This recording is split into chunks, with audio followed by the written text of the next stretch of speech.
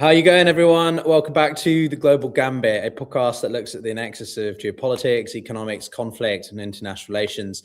And we are live at a critical moment where a F-15 US fighter jet has been downed over Iran. And as we speak, a search and rescue operation is ongoing. And now, I'm not going to lie that I'm not an intricate expert of the minute details such as this, but I do know someone who is much better placed to tell us what's going on, how things could play out, and why it all matters, what it means for the broader strategic direction of the war, and that is Aaron David Miller.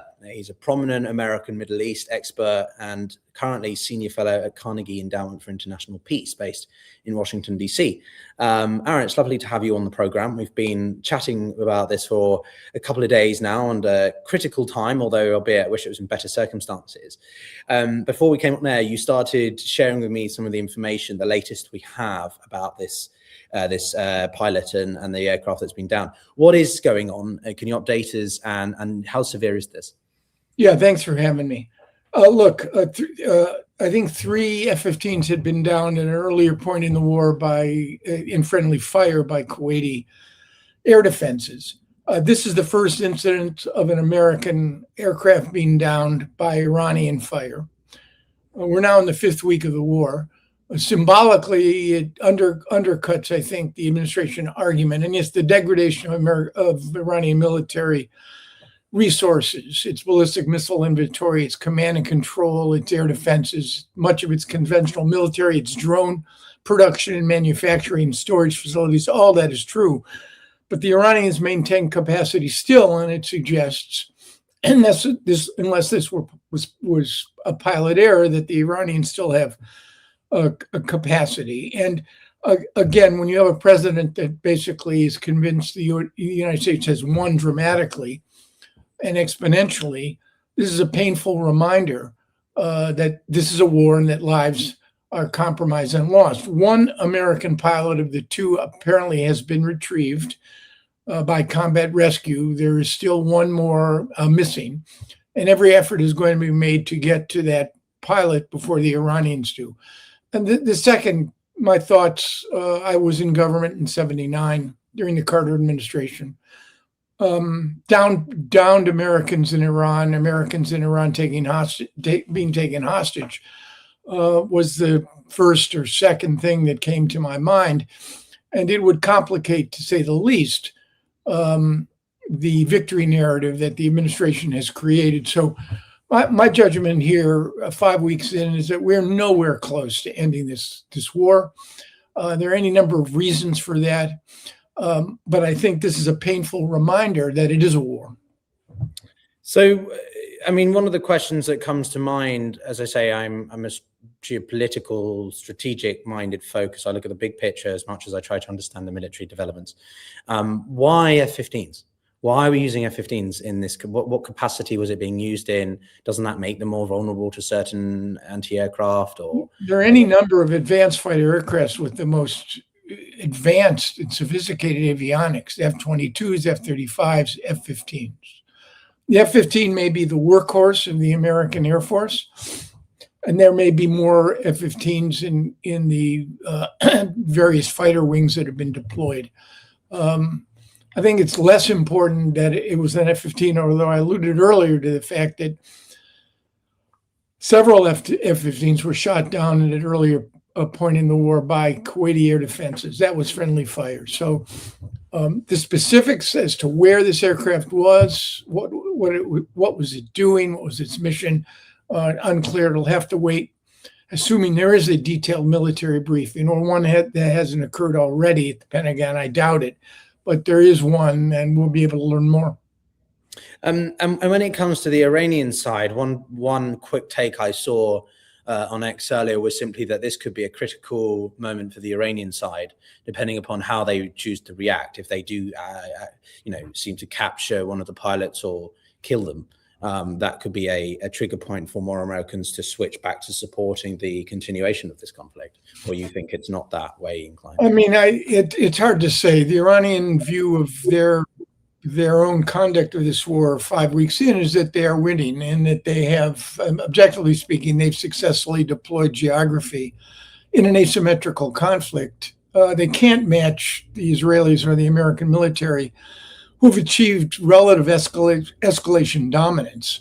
One aircraft in 5 weeks and no Israeli aircraft is really quite extraordinary given the numbers of sorties and strikes that these airplanes are flying. But I think the Iranians believe they're winning. From a propaganda point of view, I think they'll, assuming they retrieve the pilot alive, I think they'll milk this in whatever way they possibly can. It'll complicate matters if, in fact, it leads to the pilot actually being wounded or captured.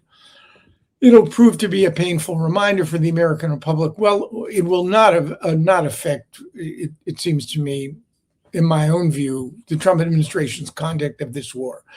They are stuck in a situation right now in which there is no exit. Negotiating an end to the war seems to me unlikely.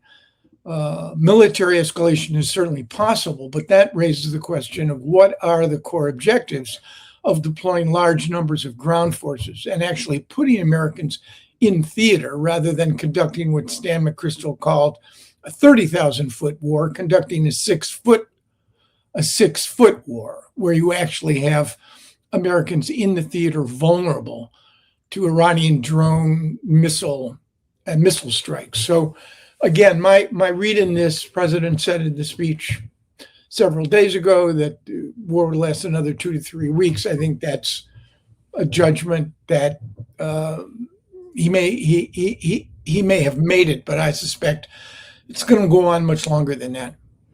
Oh, you think that we're in for a while yet? Because I sort of, in my limited way, have felt that this wouldn't go beyond April. I just don't feel like there's the appetite for that. Well, it's April 3rd, right? I mean, we're 5 weeks in.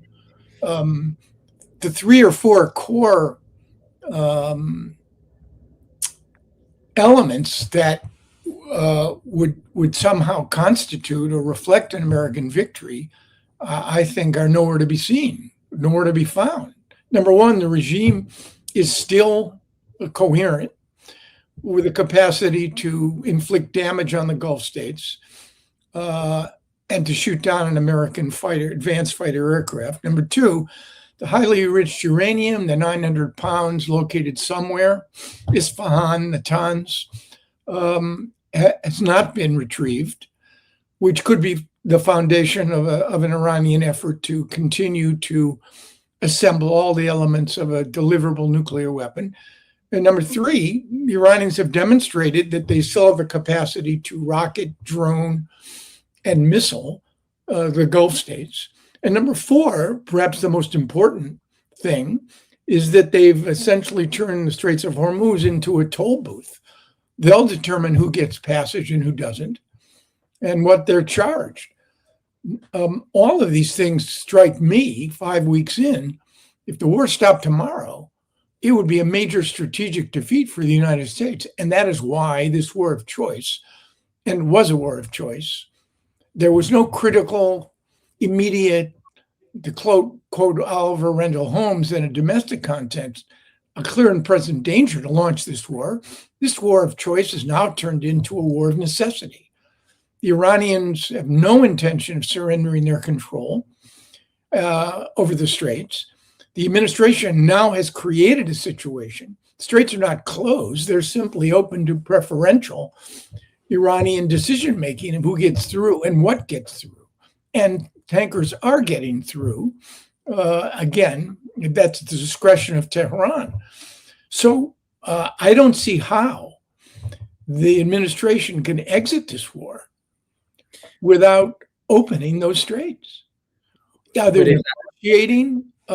negotiating an opening or escalation and doing it by force, and not just opening, by the way, keeping them open, which is the real challenge. So what U.S. intelligence, I'll come back to the Strait of Hormuz in a second, but from my readings, there was an assessment done by, I think, U.S. intelligence that said about a third of assets on the Iranian side have been destroyed. But that was also varied in level of accuracy, but they sort of, most of it had been moved underground. It wasn't clear whether that was just missiles or production facilities or also launchers. Can you take us through what you think the extent of damage is to the Iranian side? Yeah, I have no idea. And the press report that indicated a third of their missile inventory has been destroyed. Maybe true. You can't launch missiles without launchers. Clearly, that's been degraded. I mean, I haven't tracked the daily launch rate to determine whether or not there are fewer now. The question is, again, they do not have to match Israeli or American military dominance. They have identified two fundamentally weak points in the American strategy, and both of them suggest geographic advantage. Geography in the Middle East is destiny. And I think it was Ben Franklin who said that it was Franklin. He said proximity breeds contempt and children. Well, proximity also breeds vulnerability. The Iranians don't need 3,000 ballistic missiles. They have the capacity to keep the straits open according to their preferences and to deny the Gulf. And we have not even begun to see the amount of civilian infrastructure and oil infrastructure that has yet to be, that the Iranians have yet to strike. And if the president makes good on his threat to basically go after electrical power plants and grids, they destroyed a bridge yesterday. The rationalization was that it was a conduit to facilitate the flow of missile components and weaponry from Tehran to other parts of Iran and vice versa. If he makes good on that threat, the Iranians will strike Gulf infrastructure. The Emiratis are already reporting a natural gas facility that might take a year to restart. So I think we're talking about an asymmetrical conflict where the Iranians have deployed horizontal escalation. And 5 weeks in, they still have capacity. One of the things that I think, well, it leads to your point, is that the Iranians don't have to launch a lot of missiles just to keep the psychological aspect of warfare in play, right? That people talk about the fact that they're only launching 3 or 4 rockets a day, but I don't think that's the point. They can launch one and it would still be, people still have to be on alert, still in a state of conflict, right? So people talking about the degradation or reduction in strikes, but for me, we don't know the extent to which the Iranian military infrastructure has been destroyed. And the same goes for the Strait of Hormuz and the Navy. There's been a lot of emphasis on the Americans destroying the Navy or the maritime element of the IRGC's capabilities. Do you have any insights on that side and how keeping the straits open has little or nothing to do with fast boats or the elements of the Iranian Navy. It has to do with the mining capacity. And there are some reports indicating that there have been mines laid. I'm not sure that's the case. Remember, the straits operate within a 2-mile shipping lane, so it is very easy to mine, and the Iranians know where the mines are. If they're mined, they clearly understand the defender has the advantage. Their capacity to keep the straits open has nothing to do with their efforts to challenge the American Navy, if it came to that, or even the use of their maritime assets. It has to do with the fact that they are capable from coastal areas deep within the country or closer to using short and medium range ballistic missiles to strike tankers. They don't need huge voluminous barrages of missiles. They just need 2 or 3. Insurance rates come up. Tankers are not prepared to send their vessels through. And I think you've seen that. If in fact, and again, the administration has deployed something under 10,000 sailors, Marines, and paratroopers. Seems to me this will not end without some sort of deployment of ground forces by the United States. Toward what end, I don't know. Options have included retrieval to get the highly enriched uranium, taking Kharg Island. There are 2 or 3 islands. Larak Island guards the opening of the straits on the west. There is a larger island, Kashem Island, which has been very well fortified. I think taking these islands is the easy part. Holding them in response to the latent capacity that the Iranians have in exposing American forces. And again, it's not a question of just opening the straits, it's keeping them open. Mm-hmm. That would require, presumably, as the U.S. did in 87 and 88 during the reflagging tanker episodes where the U.S. Navy reflagged Kuwaiti tankers. That requires several destroyers flanking an individual tanker. That's going to take a long time to resume pre-war oil flow through the straits, which is roughly a fifth of the world's of the global need for oil and natural gas, by the way, which cannot be exported through pipelines. The Qataris export 25% of the world's LNG, and the only way to get that LNG out is through tankers, not through pipelines. And that LNG is critically important to producing ammonia, which is critically important for fertilizer. You've seen fertilizer prices in Asia go way up. You have 60 million people in this region. Mostly these countries are dependent on food imports. Those prices are going to, supplies are going to dwindle and prices are going to rise. So again, it comes down to, I think, an asymmetrical conflict. And so far, the headlines of that asymmetry seem to represent the trend lines with respect to Iran's capacity. You want to fundamentally change the situation, then you consider doing in Iraq. Then you deploy 250,000 American forces on the ground in a country roughly of 91 million people. Geography will not be kind. This is not Iraq. There are mountainous areas in this country. And these are the two longest wars in history, where the standard for victory was never could we win, but when would we leave and what would we leave behind? So I'm at a loss, frankly, to understand the logic of the deployment of ground forces. What objectives are they going to achieve? Can they get the uranium? The 900 pounds contained in large scuba-sized tanks? Can they open the straits? Can they change the regime? So far, victory for the U.S. would have to include some of those elements. Mm. So a couple of questions on what you mentioned before. So tankers that have been coming through and this idea of a toll booth. Earlier today, there's been reports about some French registered ships or flag flying ships coming through. And it seems to me like the Iranians are sort of undertaking a rather unique strategy here, which is sort of getting more European countries to shun the US or prevent America from using their basis for whatever relations to the war as a way to say, okay, now you can come through. Do you think that could be the case, or it's? I mean, I think the Europeans are in a bind, right? I mean, they're scared of Donald Trump. They need things from him. On one hand, their publics will not tolerate offensive European involvement. NATO is a defensive alliance, Article 5 notwithstanding. This was a war of choice. The United States attacked Iran. NATO is not going to contribute its forces.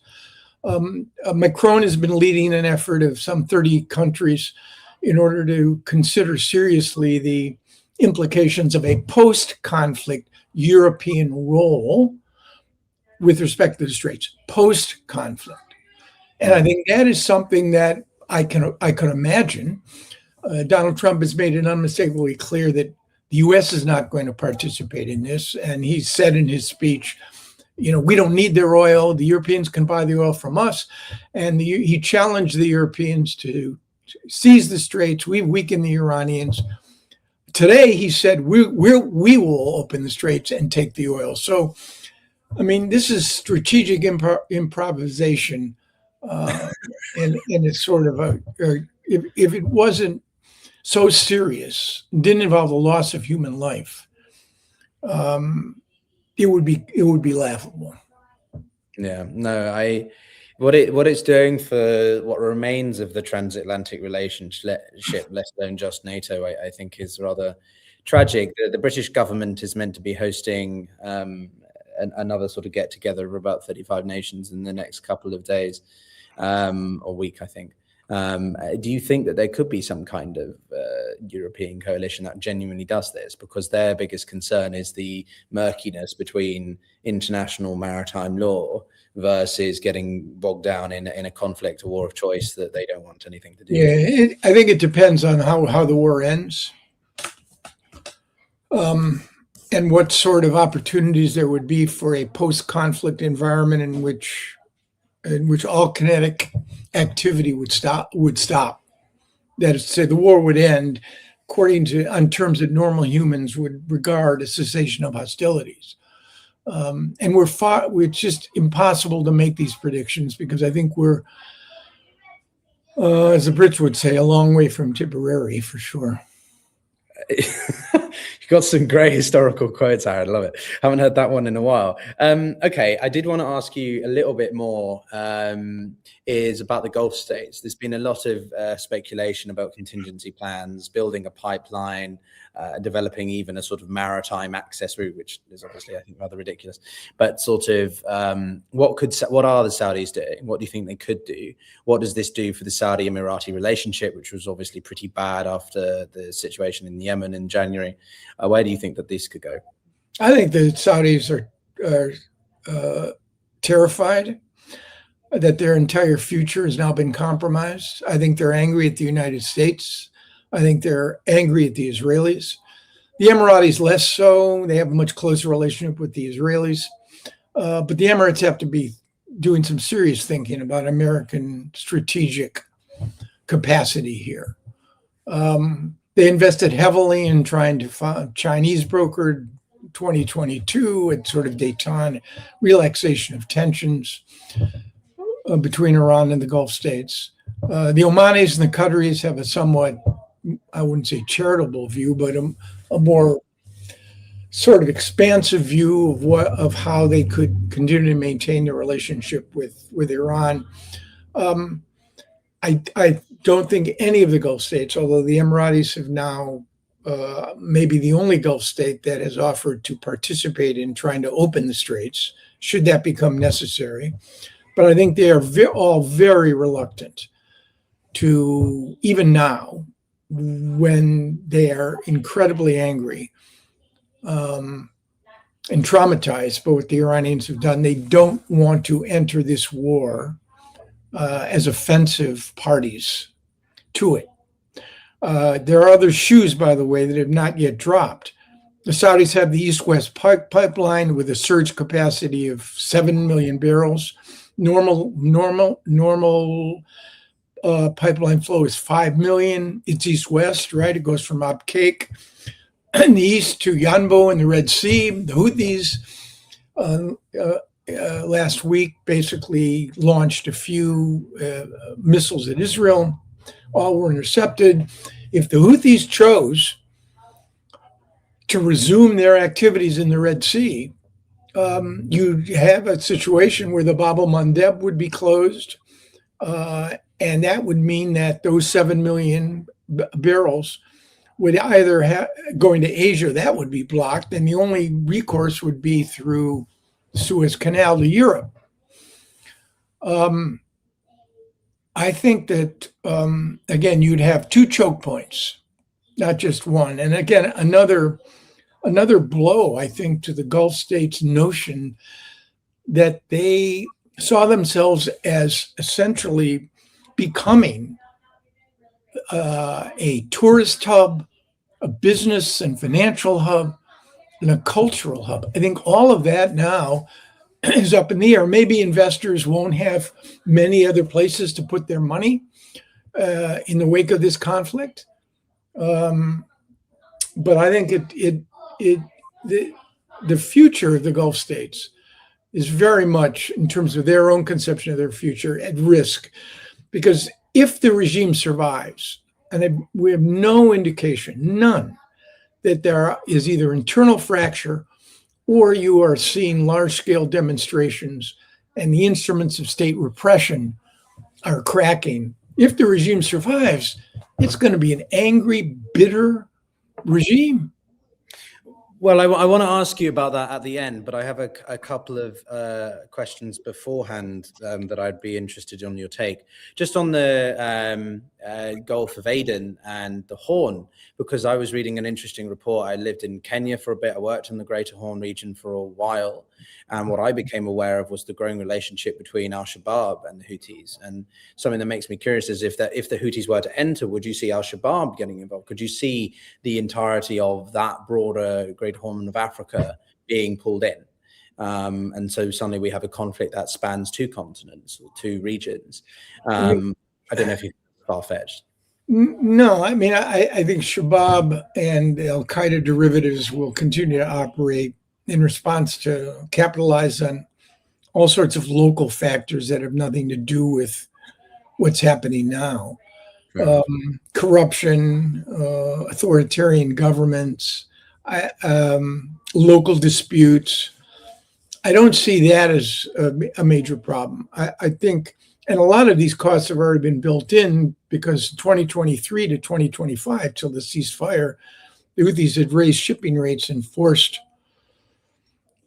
supply chain commercial shippers to spend additional 3 weeks transitioning or transiting the Cape of Good Hope around Africa. So I don't see that happening. Okay. No, I mean, there was quite a notable UN report that came out in November, so I was just curious for your take. Now, you mentioned China, and as always, everyone likes to talk about World War III, which I think is absurd, but, we have to think about the other players in this. What's your assessment of, to the extent that the Chinese especially, I think it's pretty clear the Russians are involved or supporting Iran with intelligence. Where do you think China is in this? What is I don't think they're happy about the situation. Their major source of imported oil is from Saudi and Iran, but they prepared for this. They have over 1 billion barrels in reserve. They don't like the prospects of becoming dependent on Russian oil, which may well happen. But they're also picking up a lot of advantages. I mean, Asia is suffering, and it's suffering because of a war of choice foisted upon the international community by the United States and by what China has tried to expose as an unreliable American ally. I think they pick up points. There's a lot of distrust of China for obvious reasons, but I do think they pick up points there. Every Tomahawk missile and cruise missile that's launched, every American munition that's expended in the Gulf is one that is less serviceable for the Asia Pacific, for Taiwan. I don't think that Xi is on the cusp of ordering a blockade or an amphibious invasion of Taiwan, but I think the fact that the U.S. is still bogged down in the Middle East when successive administrations, including this one, have sought to pivot to the Asia Pacific, that's an advantage for China, a big advantage. But what does it do for the Saudis, the petrodollar, the relationship to the United States in a broader grand strategic sense? I mean, look, the Chinese have no security assets to compete with the United States in the Middle East. It's economic investment, it's financial. Their infrastructure, to the extent they funded it, some of it in the Gulf is being destroyed. But I think if you really want, I think they're mixed. There's a sort of mixed advantages, disadvantages for the Chinese. But we have this conception, my colleague at Carnegie, Evan Feigenbaum, has written about this. We sort of mirror image. We think just because China describes Saudi Arabia or Iran as an ally, that somehow they're obligated to expend vital Chinese capital or resources on those allies. They're not. And I think that's doubly true for Russia. You saw it in Armenia, you saw it in Syria, you saw it in Iraq, and now you see it in Iran. The big winner here is not China. There are downsides, as we've noted. The big winner here, almost without hesitation or reservation, is Vladimir Putin. He's filling his coffers with hundreds of millions of dollars. We've desanctioned Russian oil. The Ukraine is now even more of a footnote in American strategy. The Chinese are going to become more dependent on Russian oil and hydrocarbons. And the U.S. is now bogged down. I think Putin is laughing all the way to the bank. Well, we come and I might add, the Russians are providing, and there's some indication the Chinese have as well. The Iranians don't have good satellite coverage here. The Russians are providing in real time targeting information that is being used by Iran to kill Americans. But what does that do for the US-Russo relationship, or Trump? Donald Trump is obviously prepared to do a carve-out. Okay, well, we'll have to have a deeper dive on that with you another time, Aaron. I'm very curious to hear your thoughts on the Russo dynamics more broadly. But I guess my last question for you, and for everyone watching, I will be staying on the stream, Aaron. You're welcome to join off, but we'll be being joined by another professor from the Middle East Institute in about half an hour. But my last question for you, Aaron, of course, you're welcome to stay with us, Aaron, if you want to have a good old back and forth with a colleague just down the road in Washington. But my last question is about, obviously, Iran. I want to bring it full circle back to the Iranian leadership. Mojtaba has not been seen. He's not shared even any audio. Everything he's shared, which is not much, has only been in written statements. So some people are saying he's just a vegetable, right? That the IRGC are ultimately the winners here, or the directors of where we're going. And so I have a two-pronged question for you. Firstly, what does that mean? Can you take us through a little bit more what IRGC is in this instance, in a war footing of this level? But second, does this effectively mean that Iran becomes a much more militarized police state, and an even worse one than what we've seen in the past? Yeah. Because Khanem, you, as you said, you were in government in '79, and the difference I've seen in my understanding, service level to you, is how much more pragmatic Iran has become over time. Khaname almost kept the IRGC in check in a theocratic sense, right? Correct me if I'm wrong, but I'd love you to unpack. Every Iranian expert, and I'm not one, and I don't play one on TV, basically has said that, yes, this is going to continue the shift, which had been increasing, from what one analyst said is divine power to hard power. Mojtaba may be incapacitated, he may be dead, he may be in a Russian hospital, who knows? But the IRGC, Iranian Revolutionary Guard Corps, controls the three things you need to run Iran: oil, money, and guns. There is no effective opposition. There doesn't appear to be any fragmentation within the conventional career Iranian military or within the Iranian Revolutionary Guard Corps. Ali Khamenei, the late supreme leader, prepared for this by decentralizing, by layering decision-making. I think decision-making in Iran is fraught right now. The Israelis or the Americans, Israelis, I suspect, in the main, have killed senior level national security officials. Ali Larijani is one, and others who might have had more authority to make decisions. My colleague at Carnegie, Karim Sajapur, said that Trump was looking for an Iranian Delcy Rodriguez, but what he got was an Iranian Kim Jong-un, and not just one Kim Jong-un. He got a couple. So I think that's right. You're going to end up with the military in charge of running an authoritarian government, and the diminishment of clerical power, what I call the malocracy. Yeah, I think that's taken place. And what is it going to mean? More oppression? Acceleration to get a nuke?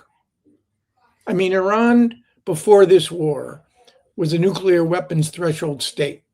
It had all the elements and the ingredients and all of the scientific knowledge, should it decide to produce a bomb, to do so. Kim Jong-un, several weeks ago, you should dig it out, I think, issued a statement in which he more or less was crowing and validating the fact that North Korea has deliverable nuclear weapons. The implication being, you see what happens if you don't have them. That might have been true of Gaddafi, it might have been true of Saddam, and it might have been true of the current government of Ukraine, had it not given up its weapons or negotiated them away. So I can't imagine, unless you believe in a sort of Leninist dialectic in which, yes, it's more hardline. Yes, there'll be more repression. Yes, the administration has, this one, Trump, has done extraordinary damage. It's going to be difficult for the IRGC to run this country now. They've alienated half the world by closing or deciding who gets through the straits and who doesn't.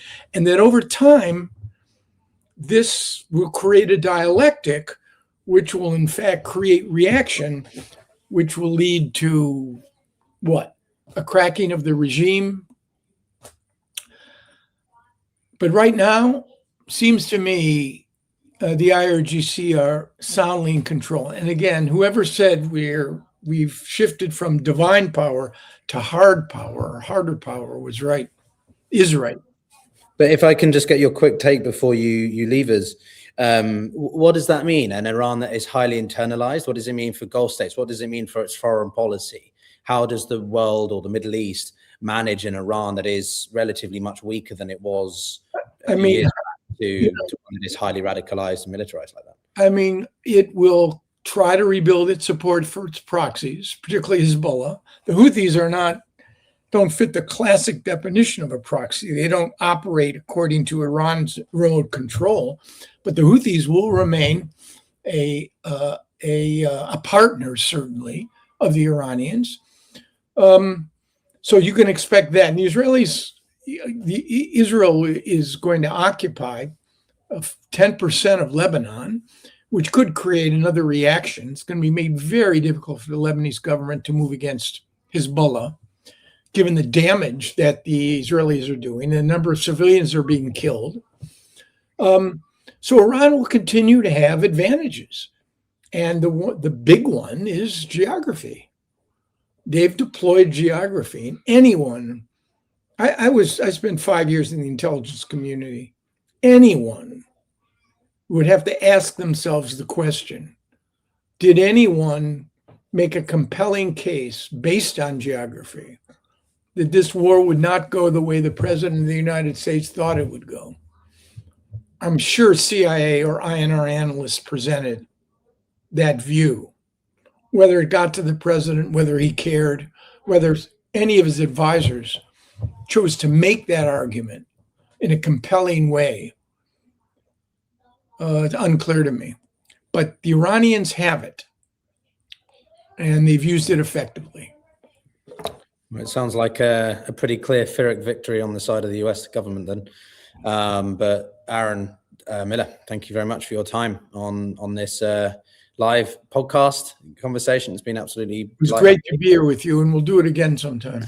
Absolutely. But I'll speak to you soon. And everyone, we're sticking live. I'm going to let Aaron depart us.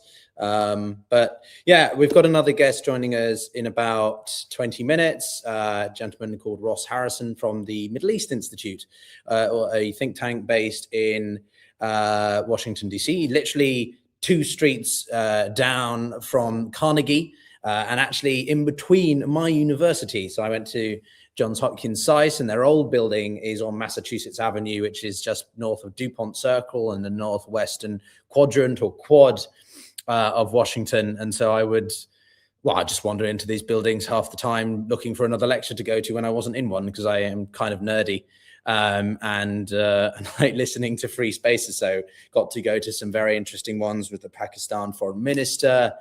We had a very interesting conversation with an Iranian diaspora committee where I got the opportunity to meet the Crown Prince Reza Pahlavi. So DC is a small but always insanely busy hub of foreign policy and geopolitical activity. And I just sort of wanted to discuss for the next 20 minutes or so this idea of NATO, and obviously take a look at some of the developments as they ongo. I'm going to be honest that in my opinion, this war is not this downing of the F-15E, as significant as it is not going to make much of a difference strategically, unless the Iranians react. From what I did see on an update just now, there was a $50,000 bounty I put on the head of the second pilot, who's yet to be retrieved. So F-15 fighters are usually two-manned. One pilot has been rescued, the other one is yet to be located. And so if the Iranians get to him, or the Iranian population get to him, if they decide to deal with him in an unmerciful way, capture him or kill him, that could be something that galvanizes the American people in the opposite direction. Because right now, a very clear majority of Americans, even I think now amongst MAGA supporters, the staunchest of Trump's supporters, are opposed to this conflict continuing. So that will, I think, depending upon how Iran plays that, could be critical. If they leverage it from, as Aaron said, in a sort of propagandist sense, how they leverage it, and the psychological warfare associated with that, then it could be the trigger point that forces the American government to make reconsiderations around how long they keep this war going and in what capacity, which would obviously be even more of, I think, a clear loss, if you know what I mean. I mean, obviously, the American government is not going to claim this as a win or lose situation. And I personally think looking at it in such a binary framing is rather silly. Any conflict is not really measured by who wins or loses. It's more about relative gains and losses. It's more about who can go toe to toe and how each one leverages their comparative advantages. In this case, as Aaron said, geography, but also asymmetrical warfare and being close to home. And the Iranians are doing that very well with that impact on the economy and specific pressure points. Essentially what I've been emphasizing since the beginning of this war. But the other thing that I think is very interesting is also about NATO and the situation beyond the Middle East. As the war in Iran has sort of, should we say, reached a certain level of intensity, you know, certain sets of strikes, flashpoints, at least in the Iranian theater. In Lebanon, it's certainly getting worse. And I will be having a couple of people to join the show in the next days to talk about Lebanon, because I fear, based on just experience, limited experience, but understanding of this, that that's probably going to be the worse. That fallout from that will be worse than what happens in Iran. But when it comes to NATO, obviously Trump has reorientated his attention. The French seem to have negotiated something, although I think this is unconfirmed, but the general consensus is that France seems to have negotiated a somewhat unofficial agreement with the Iranians to allow passage of ships. And obviously the pro-Israeli US crowd, the war hawks, if you like, are claiming this to be very much about, you know, the capitulation or sort of France is aligning with the enemy, is aligning with the Iranian government, which, I mean, I can kind of understand that argument, but I think it's deliberately simplistic because the French don't want to get involved in a war that they didn't think was necessary in the first place. And ultimately, they're doing what they think they should for their self-interests, much like Trump chose to do over starting this war in the first place. So I do reject that. I don't necessarily support everything Macron stands for, but I think the willingness of the French, the Italians, Spanish to draw a line is quite remarkable, and I think shows a growing assertion amongst European states to stand up. Right, a year ago when we first started discussing these things, we just had Liberation Day and tariffs. Right, we had the first anniversary and the implications of those tariffs on the global economy. And a video I intend to do actually is looking back at the tariffs after 1 year.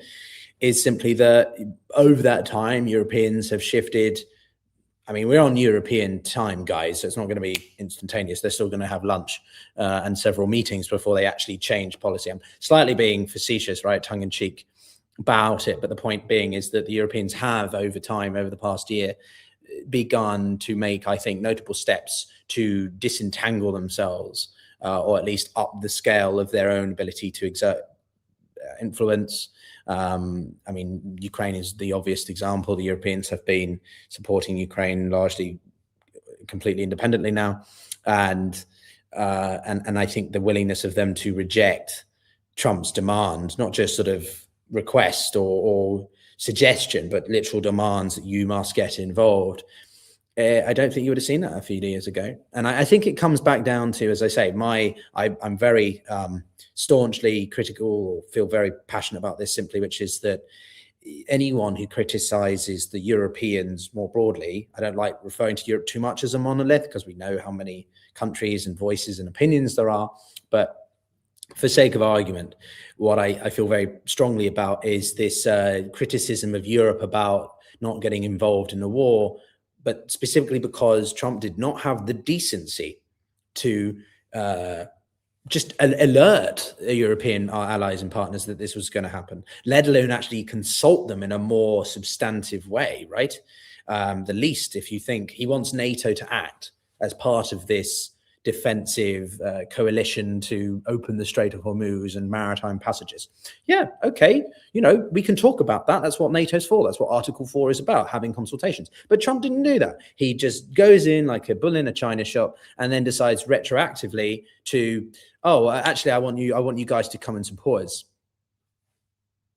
Is how I feel about that, to be honest with you. I am professional, I promise everyone, if you're new watching. No, I just think it's absurd to expect European countries to put assets, let alone human life, at risk for something that they had no idea was even coming. So I have no time for anyone who discusses that sort of framing. NATO is the North Atlantic treaty organization, not the Middle East. And whilst NATO has been active in Libya and other things, personally, I think that, well, I'll be honest. 2-3 days ago, I made a video about why NATO could survive without the United States. If you haven't watched it, go and find it on the channel. But essentially, the crux of the argument is that NATO without the US, which is informally known as NATO minus, still has a budget of about $400 billion. That's more than than the Russians and the Chinese together, which is about 390 at current expenditure rates. But that's also with Russia at full-time capacity in war footing. Normally, Russia's budget is around 70 billion. And that's one side, but then we're not also taking into consideration if the European countries, if Germany goes into a wartime footing. These are huge considerations of just how much the European collective continent could militarize if it really, really wanted to, right? In the worst case scenario, in an extremist sense, how much could Europe leverage that? And they could, I think. It's all about, obviously, political capital and time, because we need time to reallocate resources, reconstruct certain dynamics here. It's not going to happen overnight. But certainly NATO without the United States is possible. If you brought Ukraine in, they're a very, the most experienced military now, given what they're dealing with on a daily basis. And of course, the economic powerhouses of Germany, the intelligence capabilities of the British, the French, the nuclear umbrella is probably one of the biggest considerations. But in theory, this would also, and this is the last point I'd make, is NATO would need to strongly reorientate its focus. Because if the United States, I don't know if it completely left, but it at least was no longer really active in the day-to-day decision, sort of left the integrated command structure like the French did in 1966. For those of you unfamiliar, in 1966, the French decided to leave the integrated command structure, I think it's called, which was basically about having certain assets on the sovereign soil of France, and it only rejoined in 2009. So the US could theoretically do something like that. It wouldn't have to necessarily fully leave, but it could really dilute its presence completely, and so effectively make NATO minus. But that would mean that NATO becomes much more focused. It becomes much more targeted in its priorities, i.e. the European continent, because it's the Europeans driving it without the US involved. And so it would focus on the Arctic, it would focus on its eastern border, the threat of Putin, and perhaps the Middle East or the broader sort of North African situation with irregular migration, and something that a lot of southern European nations, Giorgia Meloni of Italy has been pushing this to take a much more effective, I think it's Frontex. Frontex is the name of the border agency, the border agency of the EU to manage the southern border of Europe. So there are many things that would enable Europe to be focused through NATO in a supranational security alliance context, which in tandem with the EU as the economic bloc, I think would work quite well. I think it could work quite efficiently. Of course, there's a lot of assumptions there. There's a lot of speculation. We're a large way away from that. But at the rate that the relations are deteriorating, the rate at which the circumstances over the transatlantic relationship because of Iran and so on is going, I think it's pretty clear. Also, Trump's seeming, well, pretty clear favoritism for Putin, not just over Zelensky, but over a lot of European leaders, is very palpable. So I find it near hard to believe that it wouldn't possibly lead there. But those are just some newer thoughts. As I say, go and watch the video if you haven't already. It's a good one. Of course, I would say that, but it is a good one. I came up with it relatively quickly and just sort of mashed up some thoughts. But yeah, I recommend you, if you're new, to go and check that out. And of course, subscribe whilst you're at it if you haven't already.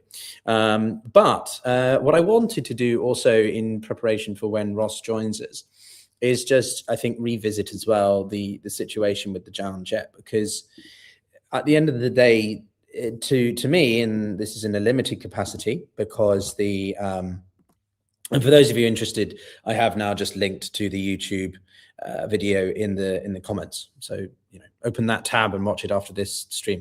But anyway, no, what I was going to say is simply that we clearly have a gross miscalculation over just what is left in the Iranian arsenal, as in the military capabilities.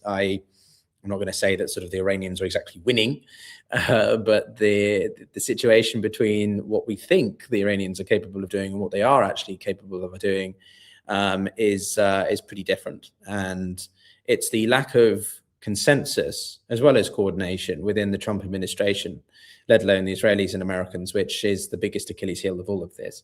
When you have Pete Hegseth saying back to the Stone Age versus the sort of damage limitations that Marco Rubio is trying to do in a very limited way. Don't get me wrong, Rubio is not exactly a dove versus a hawk, but I always think he's trying to sort of walk back or manage the absolute unfiltered comments of Hegseth or Trump or whatever.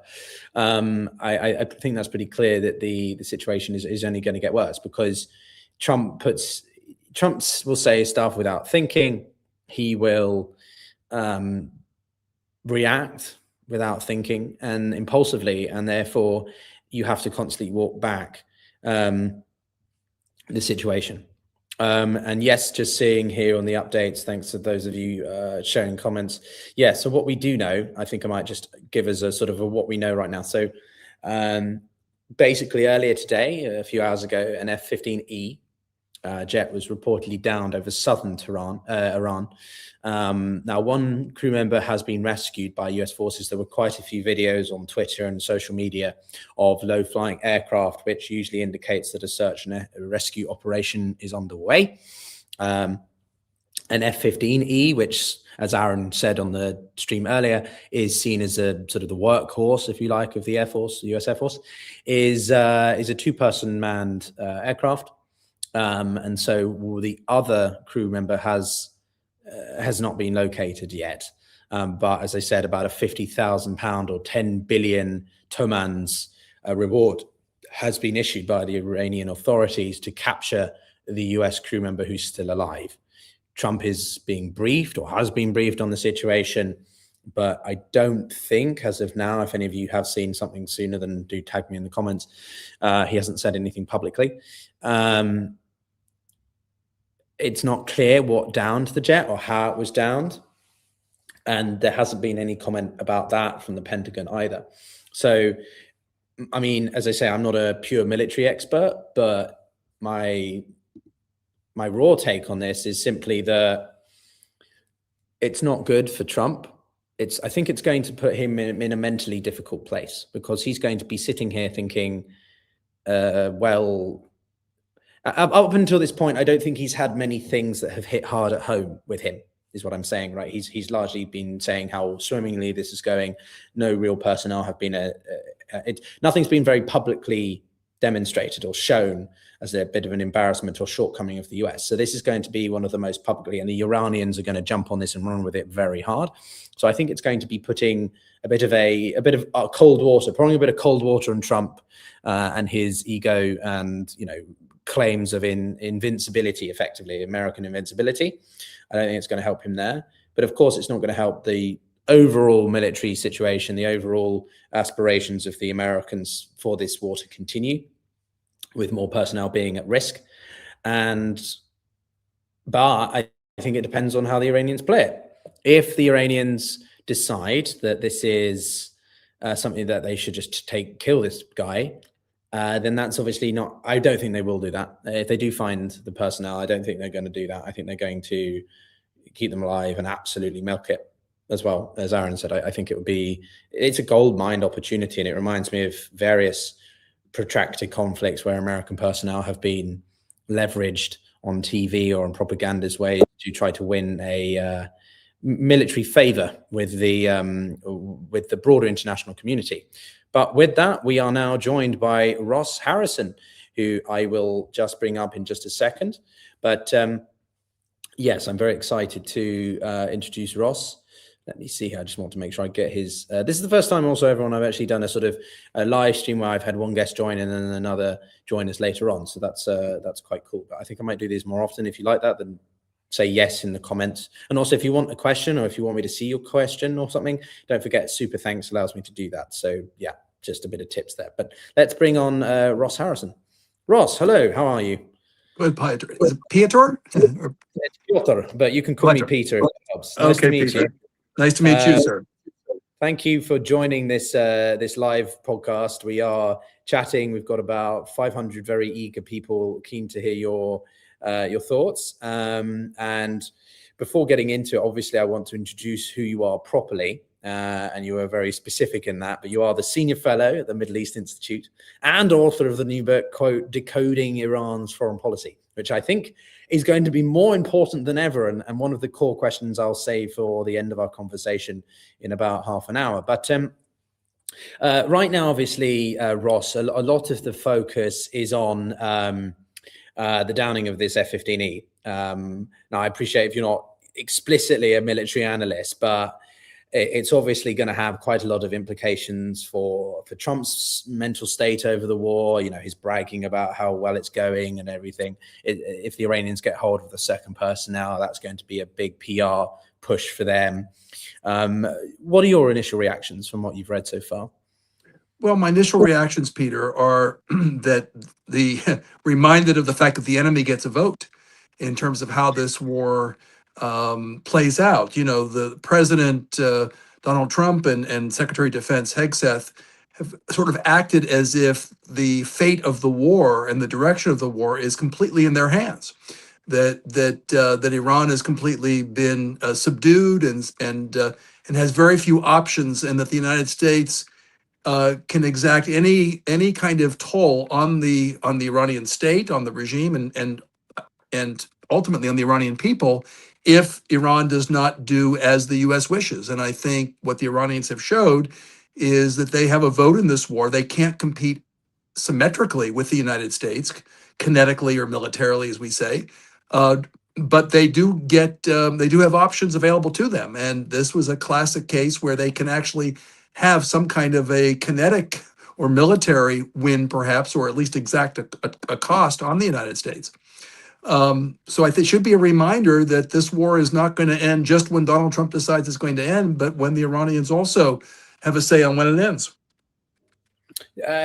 Certainly, we're actually joined by Aaron Miller just up the road from Carnegie about an hour ago, and he echoed your thoughts quite clearly as well. But one of the things that I just don't understand is what the Trump administration were thinking. Now, I'm sure you're going to say, well, if you could answer that, then you'd be everywhere. But what is the objectives here? Are they just changing on a daily basis based on what Trump says, or is it all part of some smoke and mirrors strategy and they know exactly what they're doing? Well, I just got back from Doha for a couple weeks, reporting on the war with Al Jazeera. And when I got asked that question, I said, I wrote the book called Decoding Iran's Foreign Policy. I did not write a book called Decoding Donald Trump. And so I will put that out there as well. Listen, I think it's very clear that there seems to be no real political strategy here. Now, let me say that if you look at the operations of the U.S. military, tactically, it seems to be doing extremely well and it's operating brilliantly. But the way our country, the United States, is set up is it's run by civilian leadership with a military that reports to civilian leadership, and it works the best when you have a military when military operations are attached and linked to a clear set of political objectives. Forget for a minute the strategy itself, just the objectives. And we don't seem to have that. We seem to, the objectives seem to be a moving target, and they're not clear. And then the strategic side of things, there seems to be no clear pathway to use military means to achieve some of the goals that purportedly the United States has put out there, and particularly the Strait of Hormuz. For example, the Strait of Hormuz was open before the war. It's now partially open. It's partially closed. And what Donald Trump is threatening military action to open the strait. And it's not clear to me, having just come back from that region, that even a military action would in fact open the strait, because the strait is going to open up when commercial ships decide it's safe to do so, and when insurance companies decide they want to insure ships to go through there. So I think what we're looking at, Peter, is a example of a superpower that has chosen to take a military pathway with the belief that the objective of regime change and perhaps rebombing already obliterated nuclear sites would happen within a few days. And that since that did not happen, we have seen not just mission creep, but we've also seen military action seemingly taking place without any clear political goal. Karl von Clausewitz, the ancient or the 17th, 18th century Prussian strategist, said that war is a continuation of politics by other means. Well, this seems like a war that's where the means are also the ends, because there seems to be no real clear political objective or achievable political objective.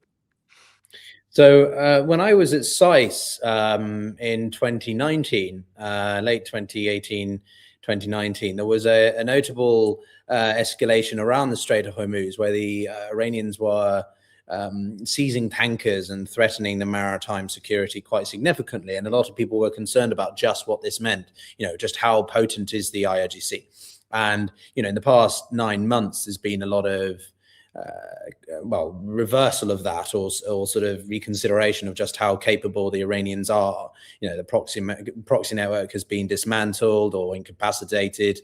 And obviously now with the operations taking out the head of the snake, as some people call it, Iran's been exposed as a bit of a paper tiger. But clearly that's also not the case, because they've made shifts in their strategy since the 12-day war. And the system, maybe not the head of it, but the overall system, the IRGC, is very palpable. It's still very capable. It's very decentralized, right? So when you look at how the war is going, what is your assessment? Is Iran still a very potent entity, or it's not as clear as it's weak or strong? We just don't know. Well, Peter, I think what we're seeing, number one, is that the Iranian regime itself seems to be resilient. Now, it's obviously taken a significant hit with the decapitation strategy, elimination strategy of the Israelis and the United States. But one of the things we look for in terms of strength of an adversary is their ability to have some kind of command and control capabilities, and the Iranians seem to still exhibit their ability to launch missiles at the GCC states and at Israel and at U.S. assets in the region.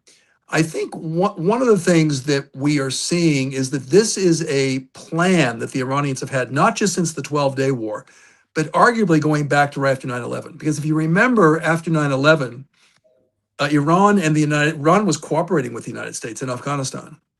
And shortly after that cooperation, just within a month, George W. Bush, in his State of the Union address, called Iran part of the axis of evil. And I think what the Iranians took away from that moment was that the hostility from the United States was structural. It wasn't just situational. It was structural. It was built into the system. And that ultimately this moment was going to come. And part of it came out of the Iran-Iraq War when Iran was isolated. Virtually all states except for Syria were basically at least 2 years into the war, it lasted from 1980 to 1988 when Iraq invaded Iran, backed Iraq. So this notion of strategic loneliness that came out of the Iran-Iraq War and then the post 9/11 environment was the strategic loneliness notion, militated towards Iran developing strategic resilience and autonomy. And the 12-day war clearly was sort of the last event that told Iran that that they had to build resilience in terms of their leadership structure, and that any kind of flexibility that they showed during the war, and they did abide by the ceasefire that Donald Trump basically announced, that any kind of flexibility and pragmatism they showed is construed by Washington as weakness. And you see that coming into this war, Peter, I think, in the sense that the Iranians, number one, built institutional resilience. It's a very institutionalized centric system. So even though the decapitation strategy has been profound and injurious, it has not pushed the Iranian regime to collapse. And number two, I think in terms of the strategy itself, listen, if you think about the Iranian strategy over the last 25 years, anyway, they followed an asymmetric strategy, right? I mean, they followed the old master of strategy, Sun Tzu, that you don't confront the enemy. You may not be able to confront the enemy directly, so you do it indirectly. And that's what they did. By their guerrilla militia strategy, right? The strategy in Syria with Hezbollah in Syria and their own IRGC, Quds Force in Yemen with the Houthis, the Hashd al-Shaabi in Iraq, Hezbollah in Lebanon, that they wanted to build this axis of resistance in a guerrilla-style fashion to make themselves a harder target to hit and project power away from the homeland. And if you think about what they're doing now, Peter, in many ways, to kind of get around to your question, they're following a guerrilla strategy here as well. Not just they are using their axis of resistance, but they're also elevating the guerrilla strategy to the state level, not just to the civil war zone, not just to the fragile states, but to the strong states, like where I just came from Doha. They're using their firepower to basically project power and cause pain, not to the U.S. directly. They know they can't hit the homeland, but to cause pain to our allies in the region with the idea that U.S. interests will be harmed and that our allies that we purportedly offered protection to will put pressure on Donald Trump, and using the Strait of Hormuz. So I think the strategy that we have seen, despite the pummeling that we've seen in the last couple of weeks, the strategy is pretty much what we would have expected from Iran at this point. So we haven't seen a lot of strategic, we haven't seen a fumbling, let's put it that way. So I think so far, the Iranian regime, as weakened as it might be, seems to be following a playbook that goes back to 9/11 and arguably back to the Iran-Iraq War. Very extensive, Ross. But okay, when we talk about decapitation strategies, we talk about also a need to incapacitate their ability to retaliate, right? And in that case, taking out not just the missiles themselves, but the launchers, the production facilities, all these elements. And one of the things that seems to be unclear is to what extent the US government has achieved that. They're claiming that they've targeted 11,000 objects, but that just sounds like a bit of a egotistical number to make it sound like they're sending them back to the Stone Age, right? To quote Pete Hegseth. But what is the extent of damage to the IRGC's capabilities, right? I appreciate you might not have exact numbers, but like, is it a third as some speculated, or is it more, or it doesn't matter because all they have to do is shoot a minimal amount of projectiles to cause that, psychological component in the war? Well, every time that the president says that that Iran is begging for a negotiation and is completely defeated, we see a pickup in IRGC attacks or Iran's attacks on Israel and on the Gulf Arab states, clearly to send the message that they have more. We really don't know, and I certainly don't know what they have in terms of capability. Listen, it's given that the Iranians have been planning this for a long period of time, as I mentioned earlier. I'm assuming they have capabilities that are greater than U.S. and Israeli intelligence can imagine. There's certain areas where I think the intelligence penetration has been profound and incredible. But if you look at how Iran has been able to withstand these attacks, I don't think that whatever they have left, let's put it this way, whatever they have left seems to be not impregnable, but cannot be eliminated from the air alone. And I don't see a major ground operation because I'm assuming that the missile sites and their drone capabilities, there's talk about an underground, a complete underground city that was been built that houses thousands of missiles that's 500 meters under the ground. No direct evidence that exists, but there's been a lot of suggestions that that's what's giving them the capacity. I think that that Iran, I think, has a plan for how many missiles they are going to use at a given point in time. And I think we see that, and I'm assuming that they have, given that their drone capacity is mostly indigenous, something they've produced internally, that there's some production capabilities going on as we speak. But I don't want to get too far into it, Peter, because I'm not a military strategist, much more of a foreign policy strategist. But it seems that whatever they have, we're not going to be able to eliminate completely, number one. And number two, to the degree we can eliminate it in a significant way, it's probably, there's limitations to what we can do from the air. No, that's fair enough. I, like you, are not a military strategist, but I also want to just notify people watching, if there's a slight lag, it's because I am coming to you from Tunisia, which is effectively in the Middle East. But this trip was planned way before this war was ever realized. So that the spotty Wi-Fi might be a bit of a pain. But aside from that, I think what's really interesting to understand from you, Ross, is the Gulf states. You mentioned you've been in Qatar, and one thing I'm thinking about from a grand strategic standpoint is, of course, how does this all filter into the Abraham Accords, normalization with relations between Israel, Saudi Arabia, but also the petrodollar and where China fits into all of this. I appreciate your focus on Iran's foreign policy, but when you put it in the context of everything that's happening now, what do you think this means in the short, medium, longer term? Yeah, well, there are different schools of thought on this, Peter. My thought when I was sitting in Doha and actually physically feeling the effects of the missiles coming into Qatar when they hit I was right near there when they hit the Ras Laffan gas terminal. My initial thought was that the Iranians are not doing this lightly. They're not taking this lightly.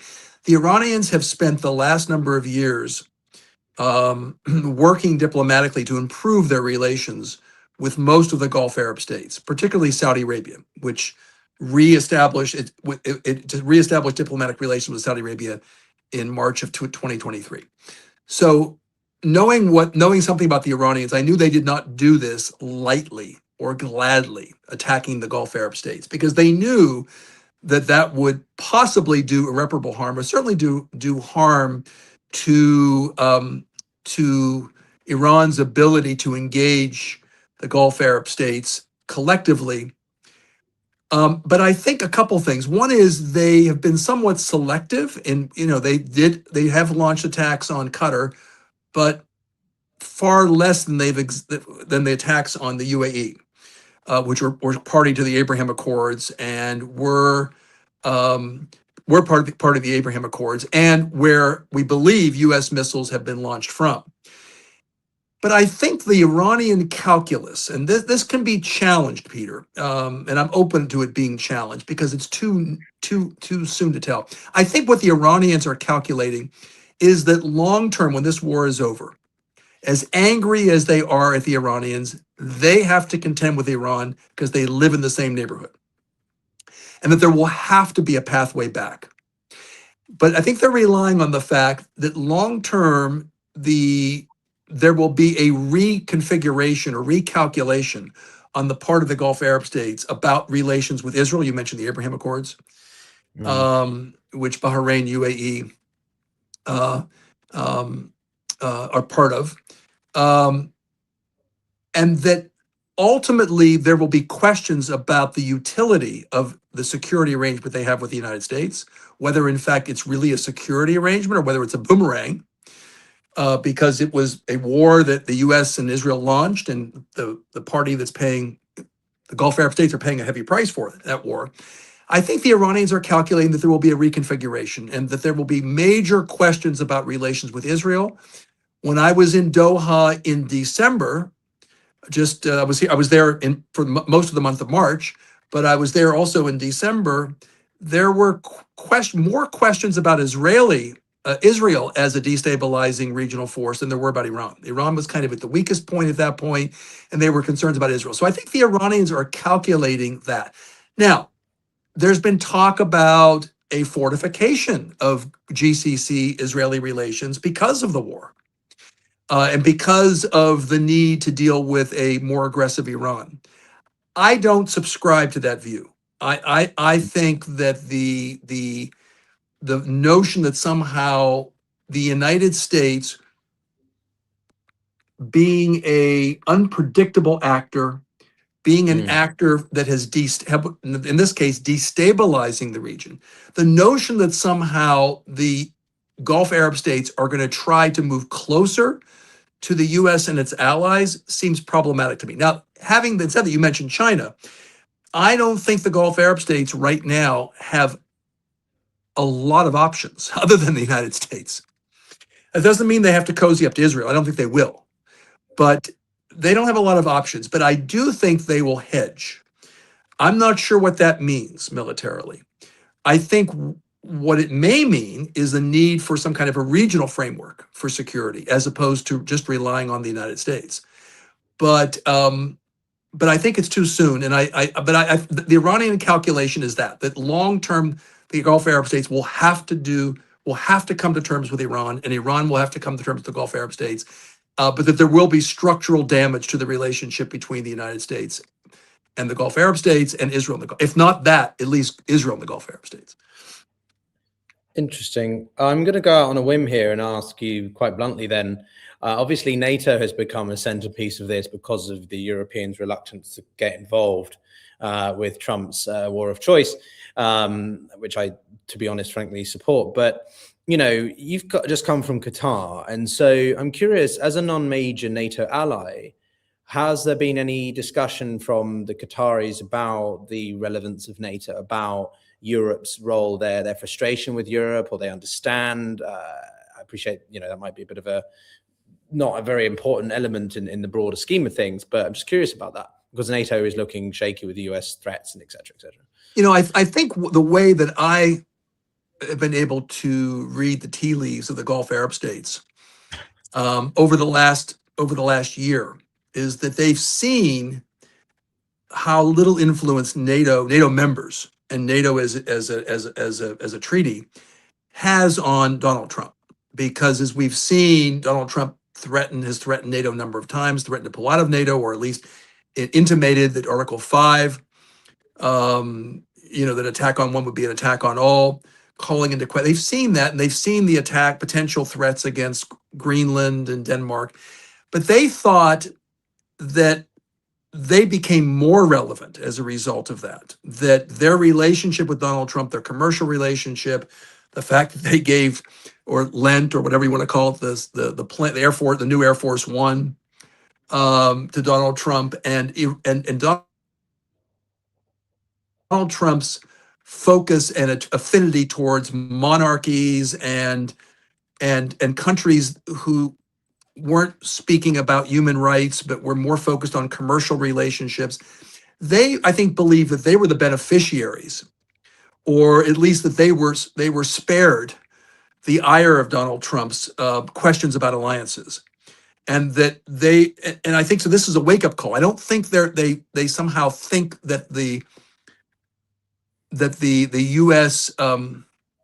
Wavering on NATO. I'm saying it kindly. Wavering on NATO affects them. I think they're just frankly just reeling from the effect that this was a war, reeling from the effect of the fact that they tried to dissuade Donald Trump from launching this war. This is not their war, but they're paying the price. I don't think they're thinking that far ahead about what the implications might be of a collapsed NATO structure. I think they're now when the war is over and there are questions about who's going to help deal with issues around the Strait of Hormuz, will NATO countries become more important? At that point, I think maybe yes, but right now that's not where their focus is. Their focus is on dealing day to day with the onslaught from Iran and from questions about the ability, the fact that Israel may be a beneficiary of this war, but they will not be, and the fact that the United States seems unable to protect their interests. Well, if we can just run with this thought for a moment, hypothetical, but I'm curious how Iran responds to this. So under the assumption that NATO minus, as it's called, without the US becomes a thing, but that you've got this discussion amongst European states, 35 nations discussing, of which the Gulf states are joining, right? I think in London in the next week or something. Right. Are going to be discussing about broader maritime security. Could there be a situation where the Gulf states are part of a broader NATO minus coalition? If so, what does Iran do about that? Or they don't care because it's the US and Israel that initiated this conflict and therefore it's... I think the Iranians are in a... the answer is it's quite possible, because I think all of the interested parties, Gulf Arab states and the Europeans in maritime security in the Gulf, are going to have to do some planning together. I think the Iranians, I guess from a strategic perspective and a viability perspective, if the goal is regional stability, and remember the Strait of Hormuz is part of a broader system of stability. It's not just the Strait of Hormuz, it's also the Strait of Bab el-Mandeb and the Red Sea and the security of the Gulf Arab states. It's a whole system of security. I think that the notion that somehow you can build a bulwark against Iran, which is kind of a Abraham Accords plus kind of a thing, the Gulf Arab states, not so much with Israel, but with the Europeans as a hedge against Iran. First of all, I'm not sure it's doable, and I'm not sure that any framework that doesn't eventually include the Iranians, I'm not sure it's doable. And I don't think I think the Iranians are going to do their best to make sure that if they felt surrounded by US bases and Gulf Arab states before the war, I think they're going to do their best to thwart any efforts to surround them with some kind of a maritime structure that they don't have a stake in. If they have a stake in it, I think they probably might, at the end of the war, depending upon how this all ends, might be open to something like that. But something that excludes them, I don't think is good. First of all, I don't think it's workable, and I don't think it's going to create the proper response in Iran that's necessary in order to create a security environment where even a maritime security arrangement involving the GCC states in Europe can operate. I just don't see it as particularly viable. It sounds good on paper. One of those ideas that's like MISA that sounded Middle East security, sounded good on paper, but just didn't work in practice. And I worry about that. No, that's a good comparison actually. Okay, so just quickly on energy security. Qatar shutting off the energy exports that they have, their production is insane. That happened within the first week. And now there's a lot of contingency plans about pipelines. I think there's about 3 or 4 that are under consideration through different parts of the Middle East, and also to build a couple more transit supply links. So what's realistic in this regard, and could it completely replace the Strait of Hormuz passage, or Iran can strike it if things come to that? Yeah, I'm going to abjure on that question, Peter, because I'm just not. You need somebody that really understands the energy pipeline. I mean, I did some work in Georgia, the Republic of Georgia, and I remember the BTC pipeline, the Baku-Tbilisi-Ceyhan pipeline, that was designed to circumvent Iran and Russia and so forth, and it's been largely, I think, reasonably successful. But in terms of what are the options and how to weigh the various options, I would be wading into an area where I would be lightly armed. So I'm going to pass on that. Sorry. All right. Well, we don't want to put you in a quagmire like the Trump administration is. But what about, if I can get your quick take, if it's within your wheelhouse? Obviously, the Houthis were a few days ago being like levied as the new actor. Things are going to become, I think I even made a reaction video being like, is this a new front, the third front, multi-front war? And what's interesting to me is what happened in Yemen in January, which largely went uncovered relative to everything else because of Venezuela and Trump's actions over that. What's the situation with the Houthis and the Gulf states, Saudis versus the Emiratis, and this seeming growing balance of power shift where you've got 2 main blocks emerging, right? Can you take me through if that's of any relevance here, or is it too far ahead in the future? No, I don't think it's too far ahead. I mean, I think I can deal with the Houthis as part of the Iran front in terms of the very, I mean, I know that the Houthis have threatened the UAE at this point. And they've obviously have launched missiles at the state of Israel. I think one of the questions going forward is going to be to what degree is Iran have some kind of command and control, or at least influence on Houthi behavior, and it seems like they do. There were questions after the 12-day war when the Houthis stayed out and Hezbollah stayed out, whether in fact the Axis had sort of departed Iran in a way, that it sort of abandoned the Iranian project. And that seemed a bit stark to me even then. But I think what we're seeing is that Hezbollah, for example, was down but not out. And the Houthis, they were damaged, have been damaged. But I think my understanding is they've undergone a massive recruitment endeavor within Yemen and outside of Yemen, particularly in Yemen. They've become one big HR agency inside Yemen for recruitment. And how they're going to be used remains to be seen going forward. I mean, I haven't followed it today, but I think there's been very little mining or threat to mine the Red Sea or the Strait. I think at some point in time, if we see a further escalation on the U.S. side in terms of kind of a land component, if the U.S. lands in Bandar Abbas or the 3 disputed islands with the UAE or Karg Island, I would expect some kind of vertical, we call vertical. Up to this point, we've had sort of horizontal escalation, geographic escalation.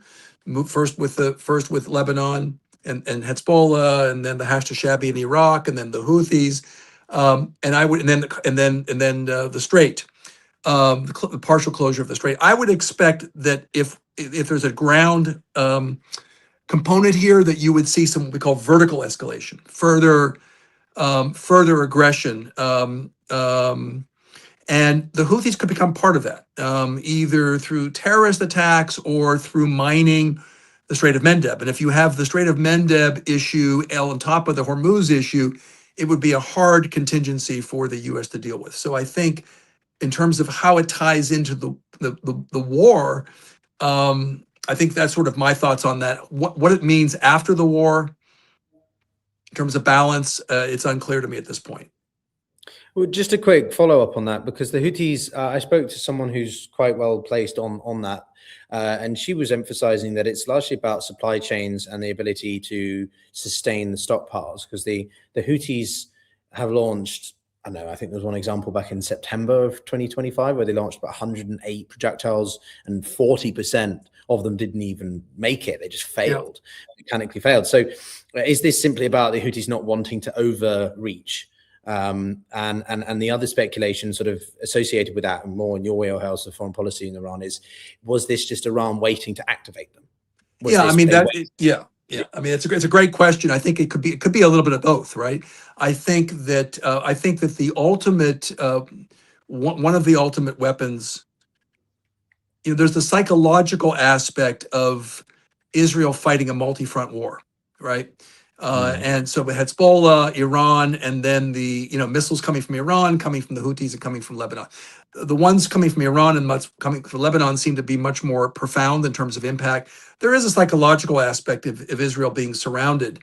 But I think the ultimate card the Houthis hold, and whether it's being held because of their own particular parochial interest or whether it's being held because of Iran holding them as dry powder, I think is ultimately the ability to mine and sabotage ships in the Strait. I mean, it won't be cost-free for the Houthis either, but I think that's ultimately, and my general sense, and this is just a hunch, it's not because I have any. One thing I've observed in the last couple of weeks is that the ability to peer inside the Islamic Republic, something that we could do imperfectly before, but we could do it in terms of contact with Iranian officials and media and so forth. We could kind of get a pretty good picture. That's become much more opaque, and for obvious reasons, because of the internet shutdowns, and also because the Iranians have become much more, for security reasons, because much more secretive and much more closed off to the world. So it's hard to know, but my hunch is it could be a bit of both. But my hunch is that the Iranians are using the Houthis now selectively and holding the Strait, the activities in the Strait as dry powder for further escalation from the United States. It's that would be my hunch, but it's what it, take it as what it is, just a hunch. No, I think it's grounded in pretty reasonable assessments. My relative expertise is the Horn and Africa, and working on Al-Shabaab and Somalia. And there was an interesting report back in November that the UN published about the deepening relations of Al-Shabaab to the Houthis and their growing interoperability, activities around the Strait, or Gulf of Aden more broadly. So I wonder about whether that could even pull in them in an extremist scenario. But I appreciate you will have limited time. So I just wanted to ask you two last questions on the Iranian regime itself, the system that remains. One is, what is the situation with Mojtaba in your opinion? Or it doesn't matter because the IRGC are the ones running the show? Well, listen, we've seen, there's some analysts that have said that Iran has become just a IRGC state. And I think that's largely true, but it's not just now. That's been a trend line over the last number of years, that the IRGC, particularly with I would say the marginalization of many, what we used to call them reformists or pragmatists, particularly after Trump walked away from the nuclear deal in 2018, the JCPOA, the Iran nuclear deal. You've seen the strengthening over time of the IRGC in decision making and in influence inside Iran, particularly with the late Supreme Leader Ali Khamenei. Listen, I mean, if Ali Khamenei had died a natural death, let's do a counterfactual for a minute. Let's assume for a minute the war did not happen, and there was some kind of either negotiated settlement or no settlement, but there was no war. And Ali Khamenei died, natural death, or because of some internal struggle. There would have been a struggle, or at least a debate within the Council of Experts. That's the body that, in theory, chooses the next supreme leader.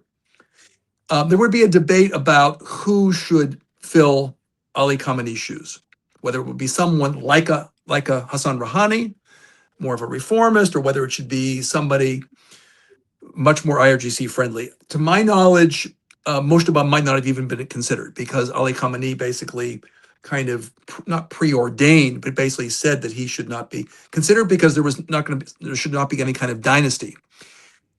I think what the war did, Peter, is that it saved the Iranians from that struggle. because the supreme leader was forged. The supreme leadership process was forged by war. And it became very clear to me and anybody that was watching Iran, particularly once Ali Larijani was killed, the secretary of the Supreme National Security Council, he was killed, that that the new supreme leader had to show the choice had to be symbolic and sort of showing continuity with the past, number one. And that certainly elevated Moshtaba. And that also there had to be an immediate working relationship with the IRGC. They didn't have time for a new supreme leader to kind of get his footing. And so Moshtaba, I think, was a safe choice in that regard. He had served in his father's office, so he knew the inner workings of the office, what they call the Beit, or the house, or the office of the supreme leadership. And he obviously had a working relationship through his father with the IRGC. So that having been said, I think that what we're going to see, for at least for the foreseeable future, is less direction coming from Moshtaba and from the supreme leader, and more from the IRGC. I think if Moshtaba he's either going to become more a figurehead and marginalized, or it's going to take him, like it took with his father. It took his father 5 years to really solidify himself in that position. And I think it's going to be much more of even more of a security state than it was before, led by the IRGC. That's just my sense. But are we effectively, and to quote what Aaron said at the end of our conversation, was literally from a divine power to a hard power? Are we seeing an Iran that is relatively weaker to what it was before, competing for regional hegemonic status in the Middle East, and it internalizes and it becomes a lot more radicalized, a lot more militarized? It becomes sort of like a version of North Korea, but without Kim Jong-un as the de facto supreme leader. Well, he is de facto, but he's not ruling it, as you say. It's more the system as a whole underneath. Right. Or is that too speculative? No, I mean, I think that, listen, I think one of the things that I find fascinating about the current moment is brutal. I have to say that we talk about these matters strategically, but, there's thousands of lives that have been ended through this conflict, and infinite damage done to infrastructure and so forth in Iran, in Israel, in the Gulf Arab states, to U.S. credibility and so forth. So I have to put that out there. But I think in terms of one of the things that I find interesting is that Iran had kind of run out of gasoline. The Islamic Republic had run out of gasoline over the last couple of years, both, I think, strategically, geopolitically, right? The axis of resistance was not as down as we thought it was, perhaps, but it was degraded to some degree. Iran had fewer geostrategic options available to it. And internally, its popularity was at a nadir. It was at its lowest point. And it had, the fact that the brutality of the protests that occurred in January indicated the regime had completely lost legitimacy. And so, listen, any system can survive, even if it's a shell, a hollow form of itself. It can still be dangerous. But it seemed to me that the Islamic Republic was sort of in its final days. One way of looking at this, Peter, is that that the Islamic Republic, if it comes out of this war intact, has bought itself some time. And that means sort of rethinking its security paradigm. Where does it put its weight in terms of its nuclear program? Where does it put its weight in terms of its relationships in the Gulf? How does it manage its relationships? But I think also it has to, I'm sure there are talks internally about what do they do in terms of the Iranian people. I mean, this is an opportunity perhaps, particularly since there seems to be, and we have very little beyond anecdotal evidence, there seems to be a spate of Iranian nationalism coming out. So I think the regime has to consider, how do they tap into that? Can a new leadership not erase the lack of legitimacy of the past, but can it build a new social contract with the Iranian people?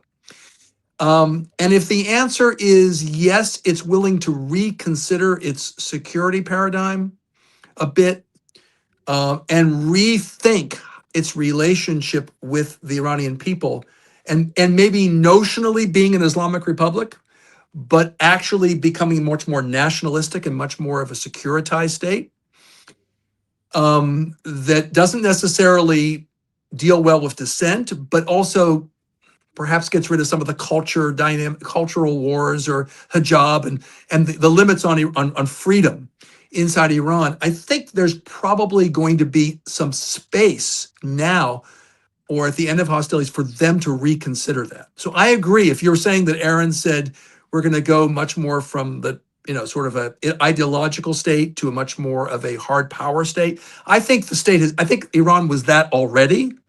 Frankly, I don't think, but I think it will become much more apparent and much more transparent going forward. If not, if they just go back to the old playbook, then they may have, I think the Islamic Republic has just bought itself some time, but ultimately it'll run up against the same challenges that it has experienced up to this point. And I'm thinking that there might be some, in my book on Iran, I actually create a worst case scenario, which is the Iran kind of continues on the same path. But I also look at Vietnam and what happened at the end of the Vietnam War with a state that was highly interventionist, highly ideological, and because of lots of different internal, regional, and global dynamics, reconfigured itself to becoming a viable state within the region. And listen, the Iranian people are not like North Koreans. I mean, the Iranian people are very highly educated, and very nationalistic, and they may hate the Islamic Republic, but they love their country and they love their history. So I think that at the end of this, there may be, I don't want to call a war this brutal being a silver lining, but there may be a silver lining. I'm hopeful. Put it this way, I'm not necessarily hopeful right now, but I think a hopeful scenario would be that there will be a different path for Iran that is better for the Iranian people, better for the state, and maybe even better for the region. As a Brit, I like to end on a cautiously optimistic or hopeful ending, Ross, but I do have to ask one cheeky follow-up question, if Sure. I may, which is simply, I spoke to Ali Vez of International Crisis Group a couple of weeks ago, and obviously a lot of ICG staff or some ICG staff had been part of, or relevant, Robert Malley, when he was part of the organization, was on the negotiation team for the JCPOA, and we haven't really touched upon the Iranian angle. So could we see a situation where the Islamic Republic, the IRGC, follows through on being a near nuclear power threshold nuclear state to actually having a weapon? And what does that mean as a threat to the West, so to speak, right? Or you think it will be so focused on trying to ensure its resilience and legitimacy as a leadership in Iran, that it will focus at home first? Yeah, I mean, I think the question becomes, when I was asked in Doha, Peter, about the 15-point plan versus of the United States and the 5-point plan on Iran, and where that stood in terms of the nuclear issue you're talking about, and I said, it's almost silly to talk about negotiating points while there's an escalation in conflict, because the priorities of each of the sides is going to change. Because war does change priorities and it changes societies, and it's going to change the strategic calculus of Iran going forward. I think Iran has discovered a new nuclear bomb in a way, and that's the Strait of Hormuz.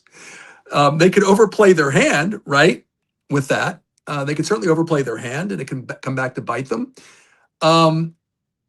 It's unclear to me. I think I think Iran will be, if there are actual negotiations that take place, if the war just doesn't end as a war of attrition, and I think the Iranians are going to try to make sure that doesn't happen, I think there are going to be serious opportunities for Iran to think about the nuclear file and what that means. Now, there could be a possibility. One possibility is a dash to a nuclear weapon. I don't think that'll be the number one priority. I think it'll take some time. I think it will possibly be detected. And I don't think that'll be the number one priority.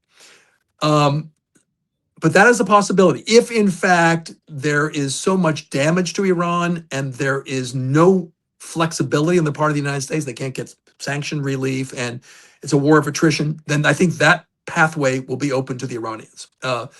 I think if there's a negotiated solution and a broader security framework and some kind of not just a ceasefire, but an actual non-aggression pact and full sanction relief, and that the U.S. has had to concede something beyond what they would have given in Geneva, I could see the Iranians, going back to something that basically, unblended or reblended the 60% uranium, bringing it down to 3.5%, and possibly agreeing to some kind of consortium. I could see them doing that, assuming that they believe that they have reestablished leverage and deterrence.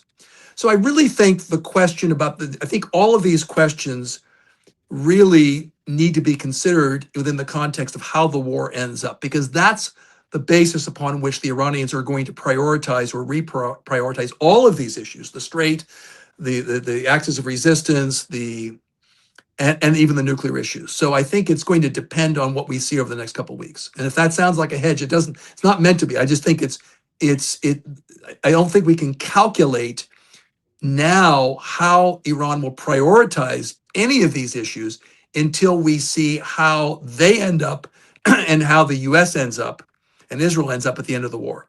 If they believe they will be more willing. One thing I can tell you about the Iranians, they will be unwilling to negotiate if they're being construed or if they believe that they're operating from a weak hand, because they believe every time they've been perceived as having a weak hand, they get attacked. They will become inflexible and maximalist.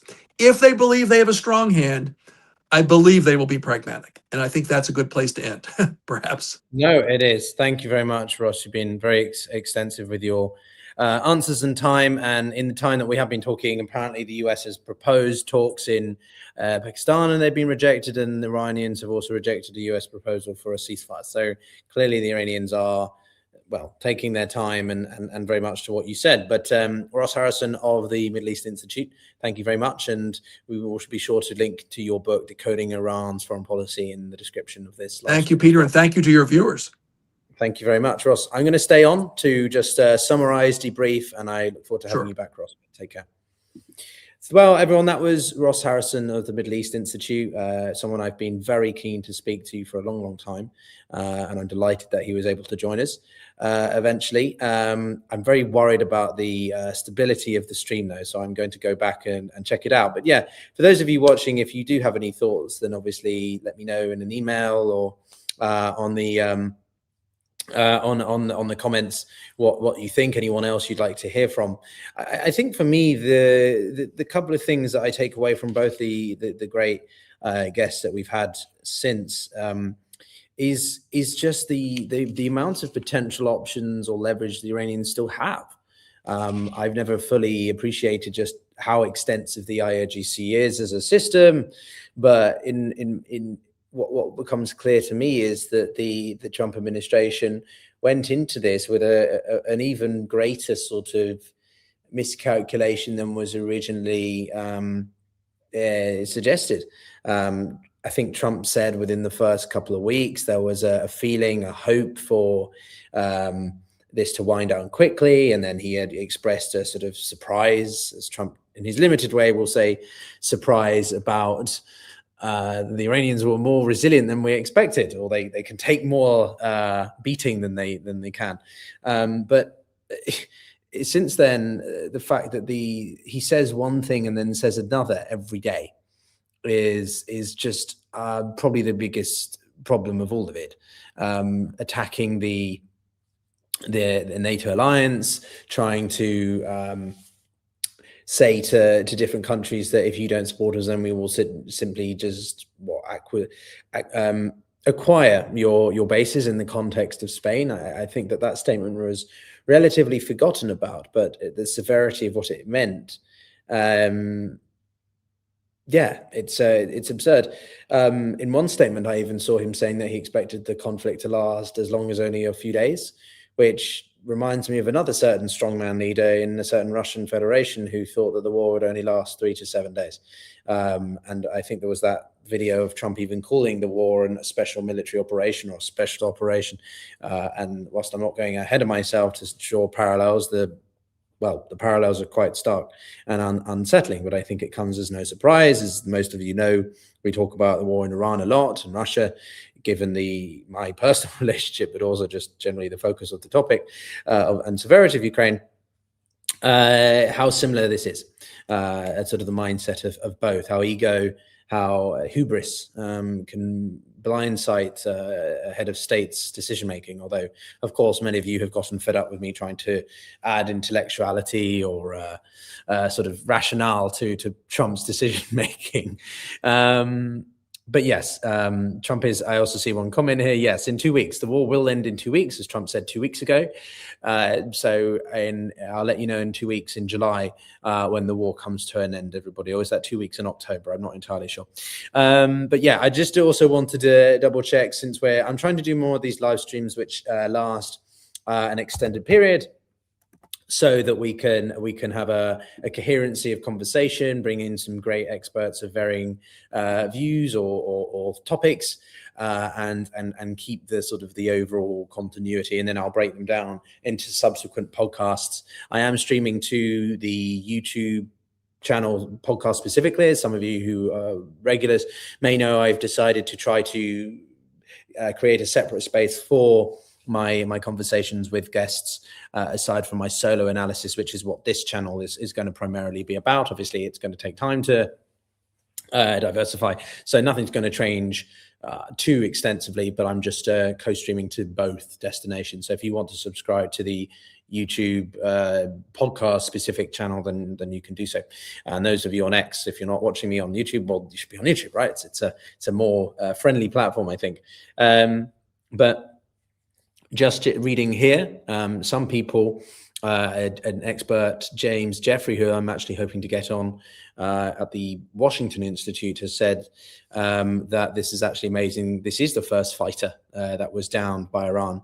And to be honest, as I said from the start, albeit more subtly perhaps, in the grand scheme of the war, this incident doesn't matter very much. And I don't mean that in any disregard to the personnel who are at risk, or the severity of war, but simply that the downing of one jet is not going to change, I think, the strategic calculus in Washington, let alone in Tehran.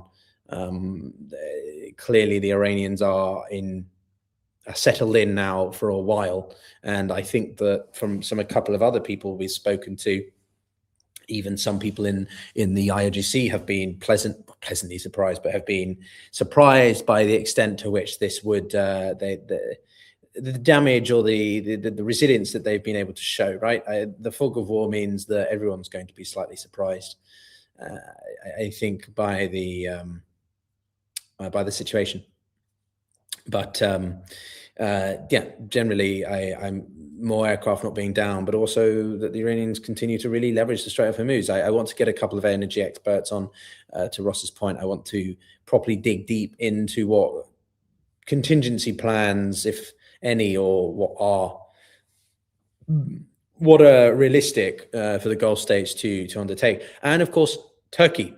Turkey is a country that we haven't really touched on very much. They aren't the biggest player, but they are a very relevant player because there have been some border incursions with drones, and there have been concerns over if Turkey gets pulled in, does that trickle down into broader NATO? As always, NATO doesn't just be activated. There has to be consultation, and at the end of the day, Turkey, well, they undertook a significant military operation into northern Syria in 2019, if I remember, to build a buffer zone because of the concerns around the rebels in Idlib, and they didn't ask for NATO's involvement or consult NATO. So just because Turkey potentially gets tangled in doesn't mean it automatically means NATO. That's still, you've got a unilateral capacity as a nation state to behave like that. So I would like to learn a bit more about Turkey's position, and of course its complex, pretty unfavorable relationship with Tel Aviv. And of course, I want to get more conversations with some Israeli perspectives as well, because I think the primary flashpoint that will continue even if the war in Iran subsides or simply whittles down a little bit is Lebanon. I think some of you might have heard me say this before, but the front in Lebanon is, if anything, more intense. It's obviously a ground offensive component to it. And so I think it's 10% or up until the river, I forget the name of it, the river that flows through Lebanon's southern territory is sort of effectively under Israeli control. And some people worry that the Israelis are simply going to occupy that and not leave until they think that Hezbollah has been sufficiently incapacitated. But given the Lebanese government's inability to do that, that sort of has an indefinite time frame. So could we see a bit of a Golan Heights situation? Again, that's speculation. I know it's highly sensitive, and there's a reason why I don't talk about Israel and Palestine as much as I used to, because I think it's a situation that is too complicated and highly charged to ever make, at least my lack of knowledge about it, to have a constructive conversation effectively. I'm more comfortable talk about Israel's foreign policy in the broader Middle East, but when it comes to certain near abroad issues, I think it's very delicate, and I'm yet to feel comfortable or well informed enough to do that. So some of you wondering if I don't talk about that, that's why. But other than that, I think really we're in a stage where this is it. We have these days where we get heightened strikes. The strike on the bridge yesterday, the Israelis, the Americans make emphasis that they've carried out a significant amount of operations against some new targets. Assets have been destroyed. The Iranians will claim that they've withheld or that they've upped the ante on strikes as well, but ultimately the damage is not as extensive on sort of Israeli side or whatever, and ultimately it comes down to how the Iranians handle sudden events such as the downing of this jet, but also how the Americans decide they want forget the Americans, Trump wants to take this war. At the end of the day, it's all largely if he wants to put a ground force on, well, in Karg Island or something, then that obviously completely changes to Ross's point about vertical versus horizontal integration. That is a vertical integration, which, well, it completely throws every escalation, quote unquote, that we've seen up the ladder so far would be relatively minor next to putting a sizable, notable amount of troops on Iranian territory, but also in a way that makes them incredibly vulnerable, incredibly at risk to whatever the Iranians can do. Because as I say, I don't feel confident enough to know or say that the Iranians have X, Y, and Z, or that X, Y, and Z has been destroyed. Clearly, they have more in the tank than we thought. So if Trump is willing to do this, which the longer it goes on, the more I'm inclined to think he's running out of confidence to do so, what does that mean for the direction of this conflict? Clearly, the Iranians think they have more leverage than the Americans like to think they did. Their ability to reject the Americans' approaches for dialogue. I thought Trump said that a peace deal, a ceasefire was nearly done anyway.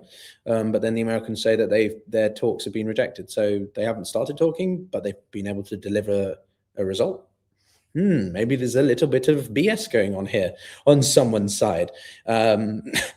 Slightly being facetious, everyone, but I think you get the point that this is, the longer that this goes on, the appetite, I think, for Trump, let alone the broader administration, for boots on the ground will dissipate, because you're spending more and more of your stockpiles, you're spending more and more of your political capital, and how much can Trump continue to pull the wool over people's eyes about everything's under control, it's all going according to plan. And how much political capital does he have left to expend? And I don't think he can keep doing that if the Iranians hold out more and more. But yeah, so I think what I'm going to do there, everyone, is call it a day. Litani, thank you very much. Yes, the river in Litani. But appreciate everyone for watching. I will be very interested to consider the Greater Horn of Africa element. I was reading a bit more into that. and a couple of colleagues I have who live in Nairobi who look at Ethiopia and Somalia and that front, if you like, are saying that there are growing rumblings amongst the Al-Shabaab networks about sort of supporting the Houthis. But again, this is all very speculative. I'm not privy to any specific kind of information, but certainly could we see, if that front opens as well, if we see a maritime choke point opening in the Gulf of Aden, as well as the Strait of Hormuz, that is not something that the Trump administration, I think, has the capacity to control, or the ability to keep a lid on in terms of the narrative control and say that everything is fine. But I also think that would be a pressure point that the Europeans couldn't ignore, because Egypt would be pulled in, obviously, given the money that they get from the Suez Canal. It's one of the most important parts of their economy. The Egyptian economy hasn't been great in recent months, a couple of years. And certainly they've tried to remain as distant from this situation as possible. But if their primary form of income, or one of their major sources of income, revenue is affected, and I think they're a non-major NATO ally as well. Morocco is. Well, anyway, point is, I think you could definitely see a growing pressure on the Europeans to do something from a maritime law, security of commercial flows, etc., channels, whatever. But again, this is perhaps a bit far-fetched. But yeah, lots moving on, everyone. It's 8 o'clock here in Europe. I wish you all a happy evening, and we will see you possibly over the weekend. I'm thinking about how to mix in more of these streams. And thanks all very much for watching. And if you haven't already, then do check out the videos on the channel and subscribe as well. But otherwise, take care, everyone.